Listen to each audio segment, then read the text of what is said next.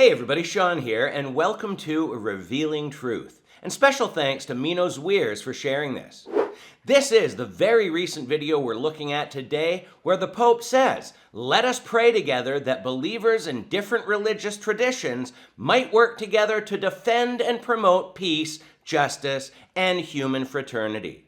Now, on the surface, this comes across as nothing but loving. People would say, he's all about promoting peace between people. How could anyone say anything negative about this? And nobody's against peace on earth between people. Unfortunately, this peace comes at a tolerance and acceptance of other religions that are leading people to hell. Remember, this goes far deeper than just working together with other faiths. This is the Pope promoting that we all serve the same God, but just have different names for him. And that's a lie from Satan himself. So let's take a listen to this clip.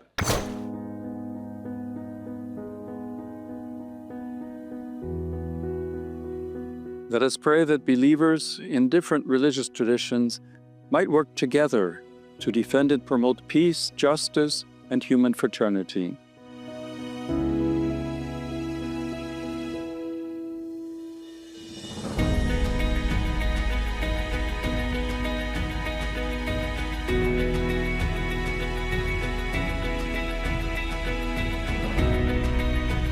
Lord Jesus, you who in diversity are one and look lovingly at every person. But Jesus isn't looking at every person lovingly. Yes, God so loved the world that he gave his only begotten Son to pay the penalty for sin and offer hope to all who put their faith in Jesus. But John 3:36 is also clear that God's wrath is on those who reject Jesus. And because of that, we don't just hold hands and sing Kumbaya and admit that we all serve the same God. We preach the gospel in hope that some would be saved. But let's continue. You who in diversity are one and look lovingly at every person. Help us to recognize ourselves as brothers and sisters. But we're not brothers and sisters. I wish we were, because that would mean that these other people are saved too. But unfortunately, that's not the case. Help us to recognize ourselves as brothers and sisters, called to live, pray, work, and dream together.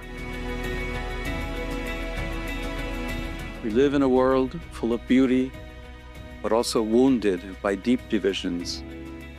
Sometimes religions, instead of uniting us, become a cause of confrontation. Give us your Spirit to purify our hearts, so that we may recognize what unites us, and from there, learn again how to listen and collaborate without destroying. May the concrete examples of peace, justice, and fraternity in religions inspire us to believe that it is possible to live and work together beyond our differences. May religions not be used as weapons or walls, but rather lived as bridges and prophecy, making the dream of the common good credible, accompanying life, sustaining hope, and being the yeast of unity in a fragmented world. Amen. So once again, on the surface, it all seems good. But if the Pope's mission is to unite all religions under the same false God, then this is nothing more than another conspicuous plan from the enemy. Anyhow, don't be deceived, my friends. There is only one true God and only one way to salvation, and that's through Jesus Christ. So with that being said, we're going to leave it here for today, but allow me to finish by asking you one very important question. If you died today, do you think you'd go to heaven? Fact is, we've all broken God's 10 commandments, and breaking God's law is called sin. 1 John 3:4 tells us that sin is transgression of the law. Let's go through a few of those commandments. Ever told a lie? It only takes one to make someone a liar. Ever taken something that wasn't yours, even if it's small? That makes you a thief. Ever said, "Oh my God," or "Jesus Christ" in a moment of anger? That's called taking the Lord's name in vain. How about having a dirty thought? God is so perfect and holy that even thinking lustful things is considered adultery of the heart to him. And that's only 4 of the 10 commandments. The penalty for sin is death, and God's prison, so to speak, is hell, and it's forever. And just like in a court of law, a good judge cannot overlook someone's crime, God will not overlook ours. But also like in a court of law, if the fine is paid, the judge can legally let you go, even though you're guilty.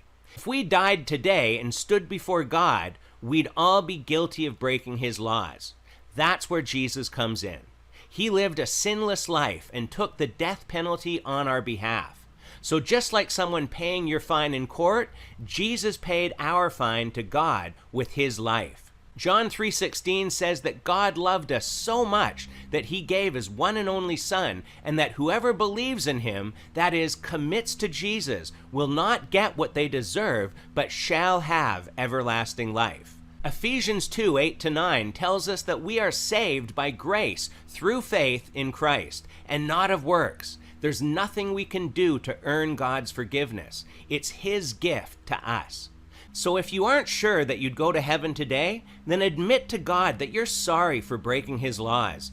Admit that you deserve punishment for this, and confess that you believe Jesus Christ has paid your fine on the cross. There's no special words. Just be honest with God. He knows everything anyways. If you're sincere about that, then Scripture says that you will become a new creation. The old you will be gone, and the new will come. You will be born again, and with God's Spirit now living inside you, you're going to notice some definite changes in your life. Don't wait another minute, because no one is guaranteed they'll see tomorrow. We're going to leave it here for today, but as always, feel free to leave your thoughts and comments below, and until next time, take care and God bless.